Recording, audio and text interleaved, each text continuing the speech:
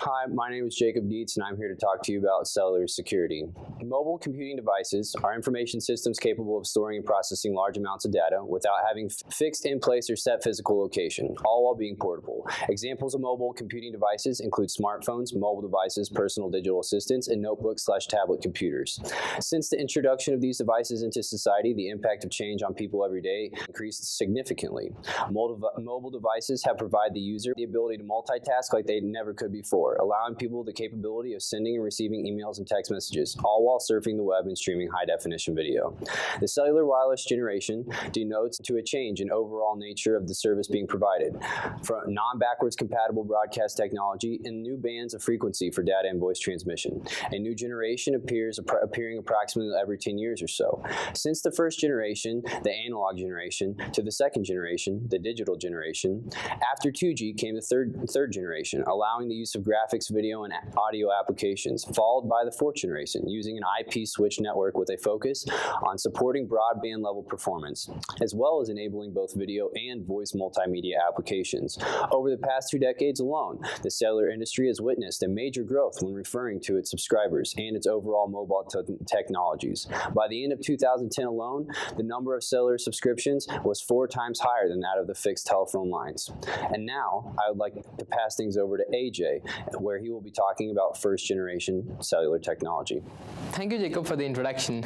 Like Jacob said, I was going to talk about the first 3 generations of cellular networks. First-generation mobile networks used analog techniques for transmission. These were introduced in the 1980s and were used until being replaced by the second-generation networks. These were first commercially launched by the entity of Japan. Advanced Mobile Phone System, AMPS, was the technology behind the first-generation mobile networks. However, it was shut down by the end of 2008. Some of the drawbacks of the first-generation mobile networks were they used frequency division multiple access mechanism, which requires a lot of bandwidth, and they have poor sound quality too. These were unencrypted and vulnerable, hence anyone with an all-band radio receiver can listen to the conversation. Coming to the second-generation mobile networks, these were first commercially launched by the GSM in Finland. The second generation uses digital signals as opposed to the analog signals that were used by the first-generation networks. Second-generation networks also employed out-of-band signaling and encryption technologies. Depending upon the type of multiplexing used in the second generation, these are categorized into 2 types of systems: time division multiple access and code division multiple access. The main 2G standards of GSM are GSM and IS-95. IS-95 is nothing but CDMA technology. Although there were other technologies like PDC and IDEN, they were used by only some countries like Japan, and IDEN was used in United States and Canada too. GSM is based on TDMA technology developed in Europe. Currently, it has a market share of around 85%, with the other 50% covered by CDMA. Market share values are based on number of subscribed users for a particular network. The capacity of 2G networks is much greater than that of their predecessor due to the use of digital signals instead of analog signals. The only problem is that the weaker signal that is being transmitted by the mobile phone may not be able to reach the tower. This problem is particular when we are transmitting high frequencies. The primary benefit of 2G network over the predecessor is that these have more efficiency of service and the signals are digitally encrypted due to the transmission. 2G saw the introduction of SMS, caller ID, call forwarding, and some other features. 2G technology is followed by 2.5G and 2.75G that basically reduce the gap between 2G and 3G networks. 2.5G implemented packet switching networks in addition to circuit switching networks. This is where the introduction of General Packet Radio Service (GPRS) came in. 2.75 introduced enhanced data rate of GSM evolution edge networks. These networks offered speeds up to 50 kbps and 1 Mbps theoretically, but practically they attained speeds of 40 kbps and 500 kbps respectively. Some of the security issues that we encounter in 2G networks 2G networks doesn't perform proper authentication, and they have the lowest level of encryptions that are easily crackable with a laptop, and no data integrity algorithms are also being used. The third generation networks are the networks that comply with IMT 2000 specifications compiled by the International Telecommunications Union. The first commercial launches were done by NTT Docomo of Japan. Universal Mobile Telecommunication System UMTS and CDMA 2000 are the two most important 3G technologies. The 3G offered greater security as mutual authentication between networks and terminals is done. As it is an IP network, 3G and its users are exposed to all kinds of threats that are currently being faced by the internet service providers. Security in UMTS was boosted with enhancements such as mutual authentication and strong encryption with a 128-bit key length. Access security in UMTS is achieved by authentication and key arrangement, aka protocol. It is an enhanced version of the authentication mechanism used in GSM 2G networks. Unlike GSM, wherein only network authenticates users, in AKA protocol has mechanism for mutual authentication. Three basic steps of AKA protocol are initiation, transfer of credentials, and challenge response exchange. During first stage, mobile station sends its IMSI, International Mobile Subscriber Identity or Temporary Mobile Subscriber Identity, to the network. Based on the type of identity received by the mobile station, the network initiates the authentication procedure. In the second stage, the security credentials of the user are transferred by the HLR to the VLR. The set of credentials are also referred to as the authentication vector. HLR may not send all the credentials through authentication vector at a single instance. It can send multiple AVs to the visitor location register. Mobile application path protocol might be used for the establishment of secure channel between HLR and VLR. CDMA 2000 uses the same AKA protocol with some minor changes. CDMA 2000 made significant improvements over previous CDMA security schemes due to weakness of CAVE, CMEA, and ORYX algorithms, and weakness of 64-bit keys that it used in the previous CDMA technologies.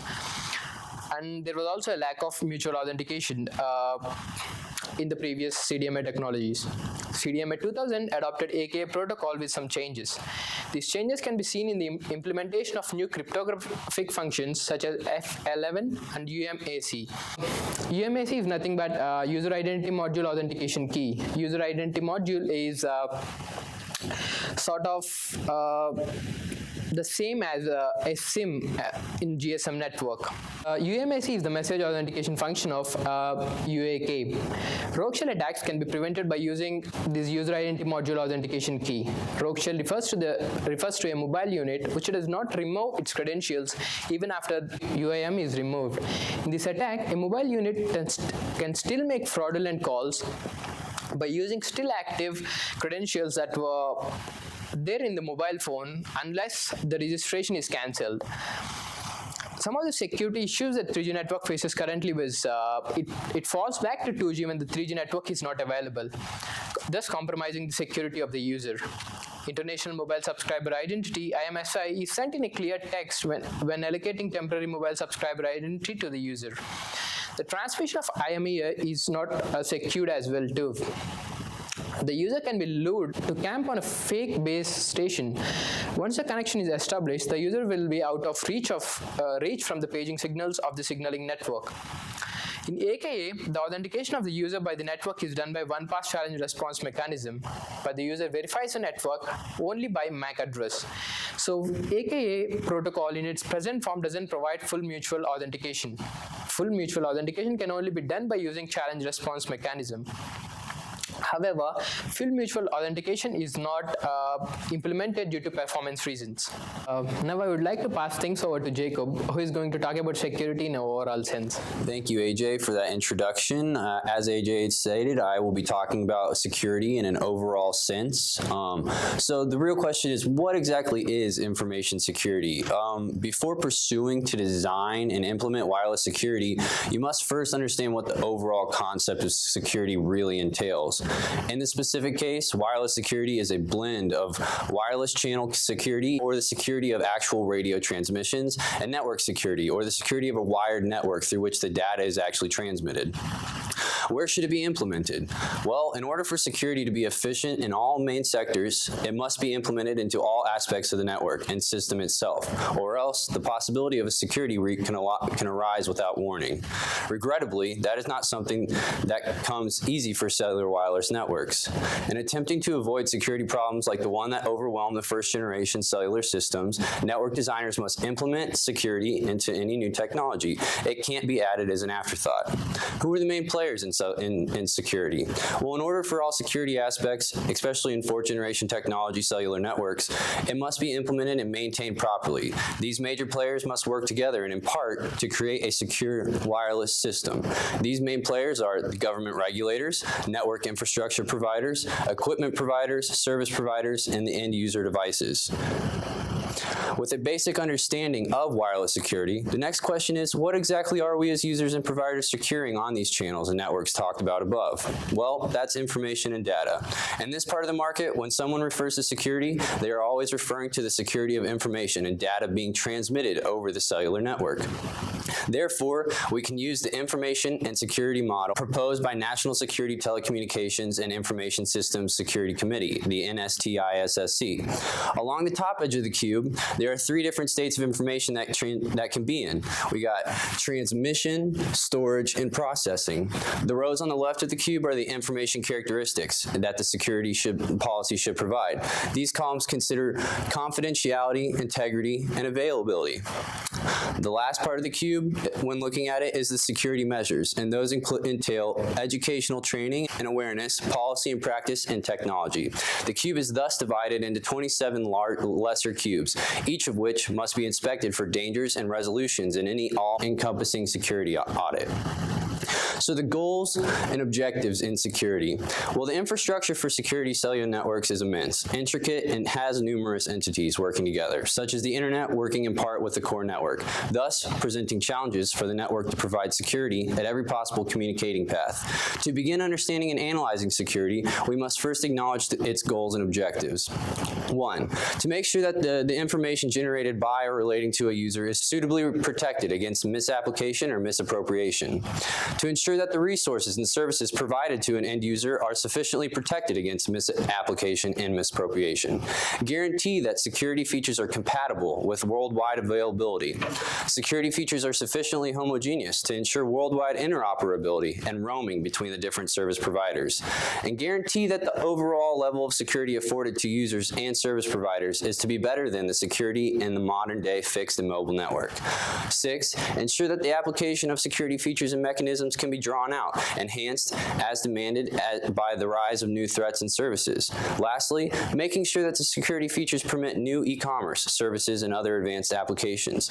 The above stated goals are representations of what policies and technologies used in wireless cellular networks should achieve when analyzing and implementing security. These objectives can be used as guidelines for better directing the efforts of security when defending against certain security dangers. So next I'd like to talk about the boundaries and limitations of security. 1, we have an open wireless access media, kind of meaning that there is no technical, corded, or actual physical connection to the device. It's all happening over the air. And since the actual transmission of information as data is being completed through wireless connections, the physical barrier keeping an attacker from accessing the network is not existent. So 2, limited bandwidth. Due to the channel conflict, users are forced to share the same medium, resulting in limited bandwidth. System complexity. With the evolution of mobile cellular networks, the complexity behind the networks has evolved to as well, thus constantly bringing new security and weaknesses to light. Lastly, relatively unreliable network connection. When comparing the reliability of wireless cellular networks to wired cellular networks, the wireless medium is much more volatile. Wireless networks have a much higher error rate. Next, I'd like to talk about the types of security issues. With the design of new cellular mobile systems over the next 30 years, the mobile devices that have followed have also become more and more complex. Listed below are different types of security issues that need to be noted when examining cellular systems and their security risks. Authentication. Cellular networks have large quantities of subscribers, each having to be authenticated to guarantee that the correct subscribers are using the network. The device's physical location is actually a very important factor in guaranteeing the correct subscribers are using the network. As the number of subscribers using the network is getting bigger and bigger, issues relating to the cross-region and cross-provider authentication arises. Next, integrity. With a growing number of ways to share information and communicate with one another, it's important to guarantee that the data being transmitted does not get altered or corrupted. Confidentiality.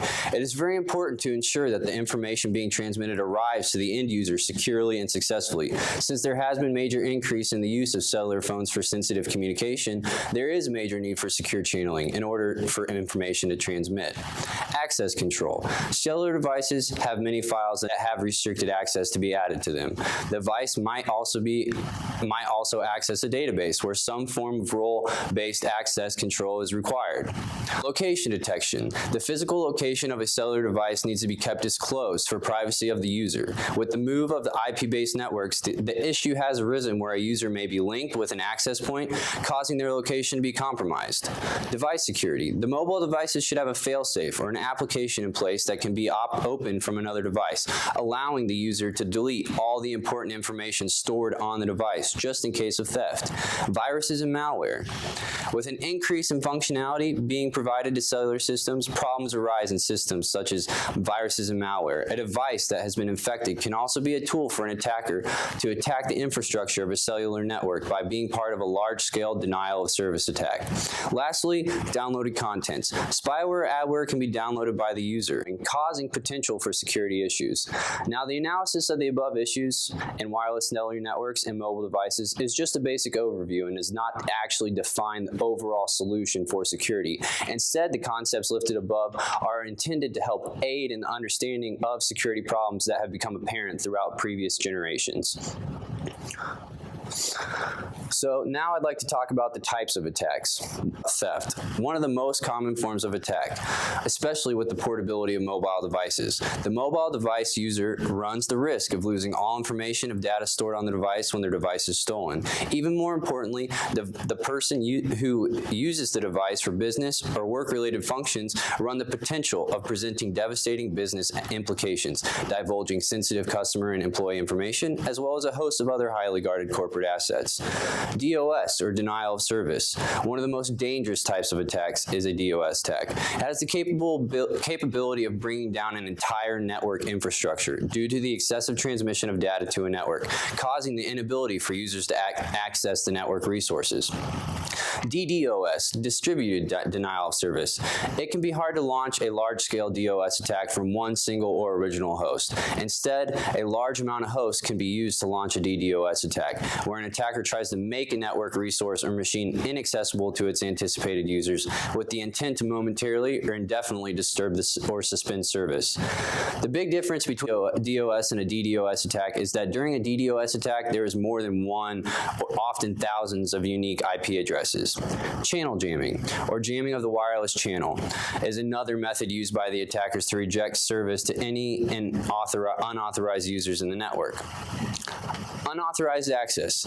If the proper authentication method is not deployed, then attackers may gain unrestricted access to a network, using it for service that attackers might not be normally allowed access to. Eavesdropping, or listening to private conversations of others without the conversationalist's consent. This may be done over telephone lines, email, and other various methods of private communication. Message forgery. When the network channel isn't secure, attackers can intercept a message going and coming from both directions, and then can modify the message without the users ever having any knowledge.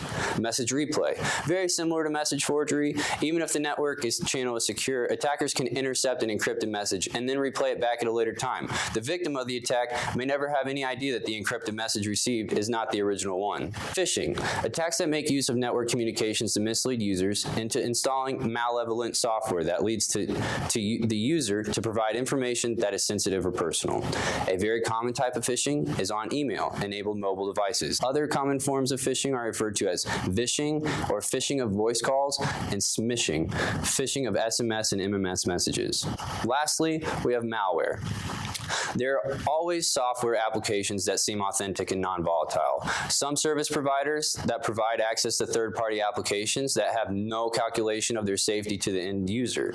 There are always software applications that seem authentic and non-volatile. Some service providers provide access to third-party applications that have had no calculation of their safety to the end user.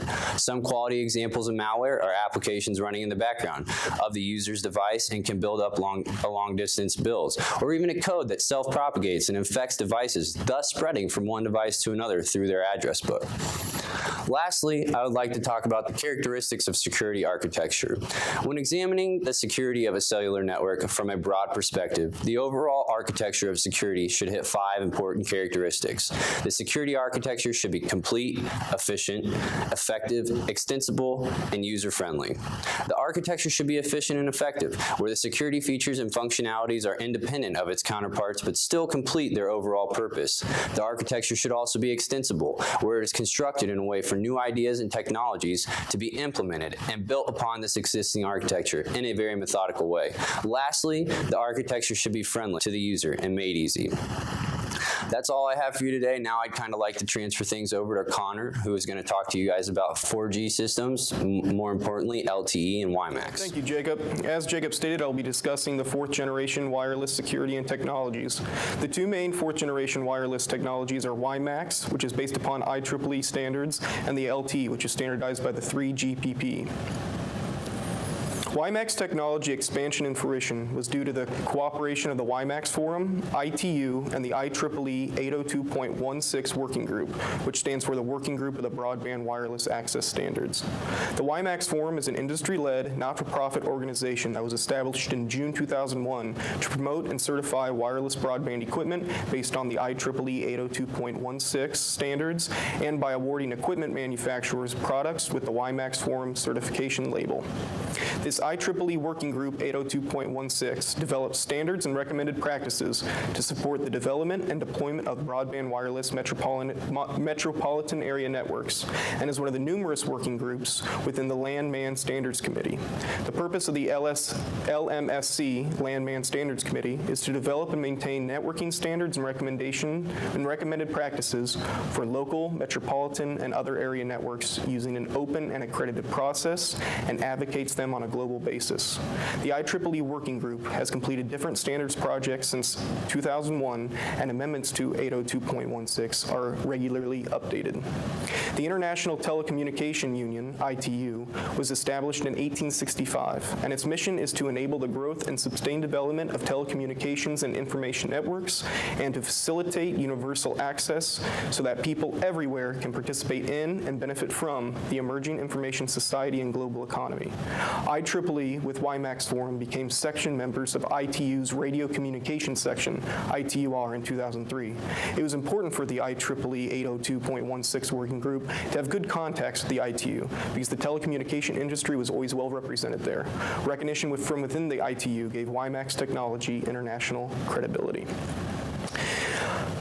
The International Mobile Telecommunications Standards of 2000, IMT 2000, commonly known as 3G, became the foundation for the personal mobile communication industry due to its availability almost everywhere in the world. In 2011, ITUR completed the next generation of global broadband technology, International Mobile Telecommunications Advanced, IMT Advanced, commonly known as 4G. IEEE 802.16 Working Group announced an amendment of the previous mobile WiMAX, IEEE 802.16e to IEEE 802.16m, which was to meet or surpass the current specifications of the IMT Advanced. Some of the upgrades with IEEE 802.16m included higher bandwidth from 30 megabits per second to 100 megabits per second, extensive wide coverage area, which increased from 1 to 3 miles to about 30 to 100 kilometers, and interoperability with other technologies. Scalability in both network architecture and radio access technology also allow mobile WiMAX to have a great deal of flexibility with network offerings. Some of the most prominent features with mobile WiMAX include high data rates and speed. Wireless connectivity can be offered in a very short amount of time for operators, while enabling the mobile WiMAX technology to support peak download rates and peak uplink rates. Mobility. Short latencies allow users to run multiple real-time applications without any interruption in service or quality, and allows operators to provide a wide variety of different applications. Quality of service. The fundamental premise of IEEE 802.16 MAC architecture was quality of service. It defines service flows, which can map to diff-serve code points on multi-protocol label switching flow labels that enable an internet protocol-based quality of service. The mobile WiMAX architecture has four main components. The mobile station or a subscriber station is a generalized mobile equipment set providing wireless connectivity between one or more hosts and the WiMAX network. The base station, which is a radio receiver transmitter that serves as the hub of the local wireless network and may also be the gateway between a wire network and the wireless network. The mobile station gets air interface through base station. Base station also performs functions like mobility management, handoff triggering, tunnel establishment, and radio resource management. Access Service Network Gateway, ASNGW, typically acts as a layer 2 traffic aggregation point. It offers a logical boundary for function of nearby clients. ASN also performs intra-ASN location management, caching of subscriber profiles and encryption keys, establishment and management of mobility tunnel with base stations, as well as routing to the selected networks. Connectivity Service Network provides connectivity to the internet, other public networks, and corporate networks. CSN is owned by the network service provider and includes authentication and accounting server to add authentication processes for devices and users. It involves routers, servers, user database, and gateway devices, thereby providing internet services and roaming functionality. Protocol level is divided into two layers: the medium access control, the MAC, and the physical layer. The MAC consists of three sublayers: the service-specific convergent sublayer, which classifies a MAC's service data units; the common part sublayer, which is responsible for bandwidth allocation, connection establishment, and connection maintenance; and the security sublayer, which handles authentication, encryption, and exchange issues. The physical layer handles physical transportation, transmission, and receiving of data, as well as power control. On an IP-based network, WiMAX architecture would include a base station, a mobile or subscriber station, an access service network gateway, and a connectivity service network. Some of the WiMAX security issues, threats, and solutions. Although WiMAX is known for its mobility, attackers do not need to be at a stationary location to make an attack, thus leaving the network more susceptible to an attack. In WiMAX's protocol architecture, the security is implemented in the security sublayer, leaving the physical layer exposed and unprotected. Jamming, scrambling, and water torture attacks cannot be prevented easily. Although many of these amendments focused on securing the MAC layer, threats on the physical layer remain unresolved. Man-in-the-middle attacks, denial of service due to continuous sending of packets, and threats to the physical layer are the largest threats to WiMAX security. In the physical layer, the two largest threats would be blocking and rushing. Blocking triggers a strong frequency to the channel, which creates a DOS to all stations. Although detectable with a radio analyzer device, it's not preventable and can only notify the user of an attack, so proper recovery steps can be made. Authentication. WiMAX networks use a privacy key management (PKM) protocol for management of WiMAX 802.16 networks, and they require an X509 certificate for every subscriber station, so it's capable to identify everyone in the network. The authentication mechanism in the PKM protocol can cause a breach, leading to man-in-the-middle attacks, which can cause subscribers to have confidentiality breaches. Extensive authentication protocols were amended into IEEE 802.16 to help reduce the chances for these attacks. Encryption. Advanced Encryption Standards, AES, is the main encryption tool used by WiMAX, although it still does use 3DES as well. The AES was brought in by an amendment in IEEE 802.16e, allowing the confidentiality of data traffic. Standard management frames are not encrypted, which gives support to an attacker to collect information about subscribers in the area range, as well as other crucial characteristics of the network. Availability. Legacy management frames effectively used by an attacker can cause legitimate stations to be disconnected. It wouldn't be too difficult for an attacker to cause a jamming attack on all planned deployments as well. Although WiMAX is known to have a reliable security, it is not a flawless system. We can expect WiMAX to take extensive measures in the near future to clear up its security issues, as they have done with previous amendment standards. When the aforementioned security threats are resolved, the security capabilities of WiMAX will be significantly increased. Long-term evolution, 4G LTE is the fourth generation wireless communication technology. The third generation partnership project has developed a strong security framework for the 4G LTE network based upon 5 security feature groups. Although the strong outline of the architecture appears to be put in place, many security vulnerabilities have been identified, particularly with the mobile network operators, the MNOs. Because of LTE's open all-internet protocol-based architecture, attackers can target mobile devices and networks with relative ease and attack their networks with a wide variety of options. Although a strong framework has been put in place, MNOs play a crucial role in the maintenance and security of their 4G LTE networks. Long-term evolution is the brand name based upon the fourth generation technology development efforts from the 3GPP. In order for LTE to succeed, 3G technology, 4G technology had to meet specific high-level requirements, such as higher spectral efficiency, reduced cost per bit, increased service provisioning, open interfaces, power consumption efficiency, and scalable and flexible usage of frequency bands. The third generation partnership project was in charge of bringing together technical specifications and develop telecommunication standards for the LTE network. Orthogonal frequency division multiplexing, OFDM, and multiple input, multiple output, MIMO, were the technical specifications determined by the 3GPP. OFDM was chosen because it makes it possible to extend wireless access across wide systems, and MIMO were chosen because they allow enhanced throughput for given bandwidths. This higher throughput is one of the many advantages for network operators as well as low latency and operating costs. For the user, LTE allows faster data downloads and vast improvement of the user experience. 3GPP, taking security into deliberation, developed the 4G LTE architecture based on 5 security feature groups. The first one, network access security, which is there to provide and secure access to the service by the user. The second one, network domain security, which is there to protect the network elements and secure the signaling and user data exchange. The third, user domain security, is there to control and secure access to mobile stations. The fourth, application domain security, is there to establish secure communications over the application layer. And the fifth one, visibility and configuration of security, is there to bring the opportunity for the user to check if the security features are in operation.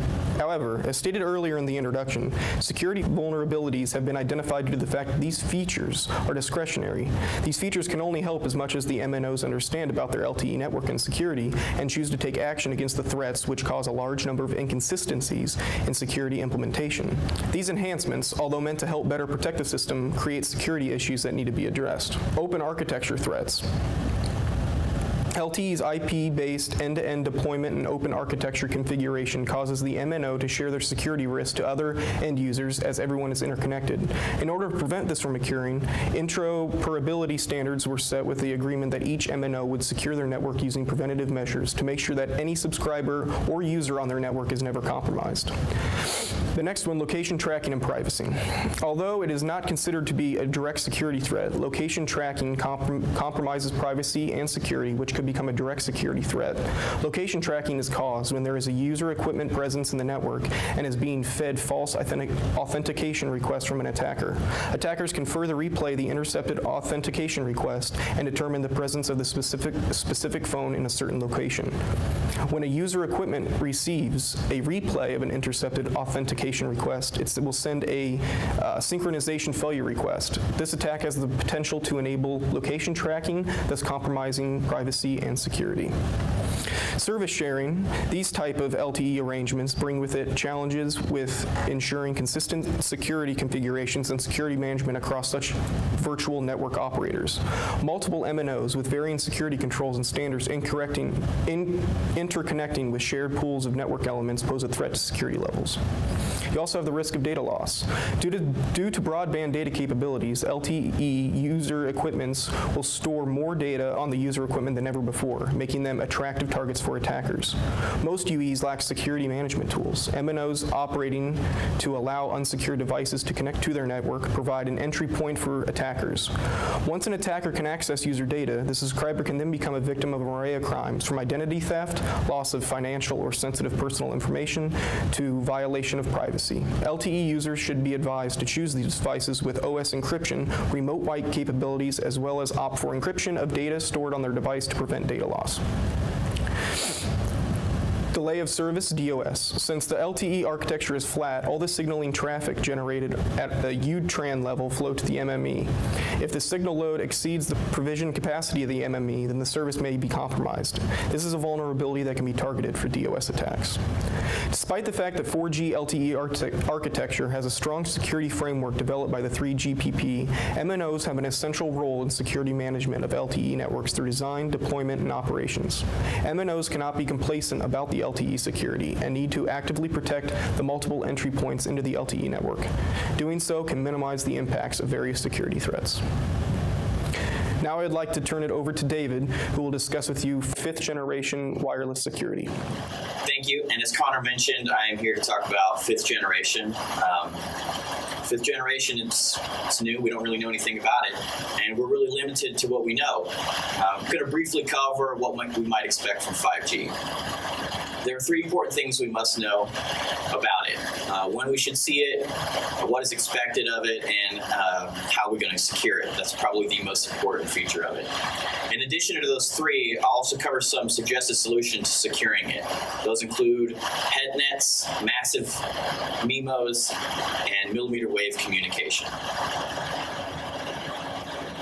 First is when. Similar to the previous generations, we should expect to see 5G in application sometime around 2020 or 2021, following the 10-year plan of each previous generation. There's one important factor about 5G that differs from the previous generations, and that this could be the last of the generations. As Annie Sutton from EE stated, if we get it right, there won't necessarily be a 6G. His statement revolves around the point that 5G should be constructed in a manner that allows for dynamic and unprecedented improvement versus shifting paradigms. We should keep this in mind as we will have a dramatic influence on how this next generation will be constructed. Next, we must cover what 5G is expected to handle. If you think about just mobile technology, we can see there's a lot more devices around us than there was 20 years ago. As Cisco's Visual Networking Index, or VNI, gives us a good idea of what 5G might expect.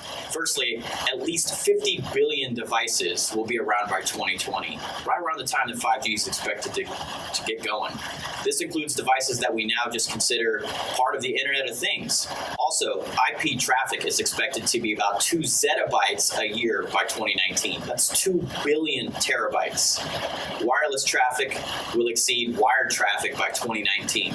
That's important to remember because each of those 50 billion mobile devices, including wearables, smart homes, smart cities, infrastructure, and industry devices, will need to have access to a reliable network. Many have also noted that based on these expectations, 4G networks will not be able to handle the demands. Up next is how do we secure all of it? We really don't know, mainly because the technology that we anticipate to be used on any 5G network it's just not there yet. A lot of it's still being researched. A few suggest that current trust models, much of the technology that secures our data today, may have to be used during the initial launch of 5G. However, given the amount of devices, that might be impractical because of the computational complexity of cryptology, and it could result in data being lost. Some researchers have suggested using physical layer security. One notes, physical layer security is identified as a promising strategy that provides secure wireless transmissions by smartly exploiting the imperfections of the communications medium. Up next is heterogeneous networks, or HETNets, is one of those physical security measures being suggested. A HETNet is a network with different cell types and different access technologies. In this example, that includes macro, pico, femto cells and generations 1 through 4. Included in the HETNet architecture is varying transmission powers and coverage areas. If you look, you can see device-to-device communication as part of the HETNet. This particular area to be concerned with when securing 5G because it suggests that mobile devices may communicate with each other or act as relays, provided one device is closer to a transmitter than the other. The caveat of this, of course, is securing devices from eavesdropping and those relays. Massive MIMO is up next. We already use multiple input, multiple output, or MIMO with current technology, but deploying it on a massive scale can provide a layer of security. Massive MIMO works the same as current MIMO by deploying multiple TX and RX antennas, but on a more massive scale. One benefit to massive MIMO is the low power consumption, which reduces the likelihood of eavesdropping. Another benefit is artificial noise, or AN. We already use AN in MIMO systems, but it hasn't been fully examined in a massive scale. It works in MIMO by causing interference in an eavesdropper by degrading their signal.